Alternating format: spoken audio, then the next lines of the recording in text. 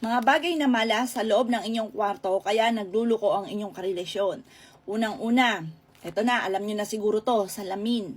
Ang salamin ay nadodoble ang nakahiga.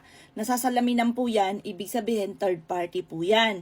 Dumadami ang nakahiga sa inyong higaan na imbis na kayo lang dalawang mag-asawa.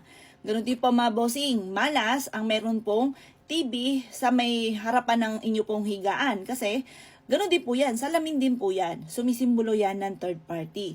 Malas din ang paglalagay ng totoong rosas kapag may asawa na, third party, ang meaning ng mga bulaklak sa inyong kwarto.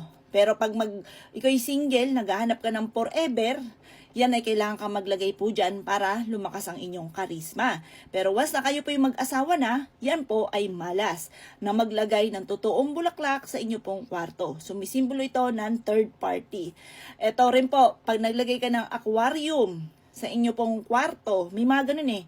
Yan po ay sumisimbolo ng third party din. Kasi ang tubig, parang salamin din po yan na nag-a-attract, na nadodoble ang mga nakahiga. Parang salamin na nadodoble nga po mga bossing ko. Kung sino man yung mga umaano dyan mga bossing ko sa tubig, malas po yun. Yun nga, third party. Kasi imbis po na kayo lang dalawa, ayun po ay dumadami dahil sa salamin. Kahit kayo pa rin po yun, sumisimbolo yun ng ibang tao. Yung po mga bossing, mas magiging magulo ang pamumuhay ng pamilya. Ultimum frame. Frame na nangingisda. Frame mga bossing ko na may hawak na isda. Sumisimbolo po yan mga bossing ko. Basta usapin ng tubig sa kwarto, malas. Halimbawa, may dagat na napakaganda ng view. Sa salas, napakaswerte niyan. Pero sa kwarto, malas po yan.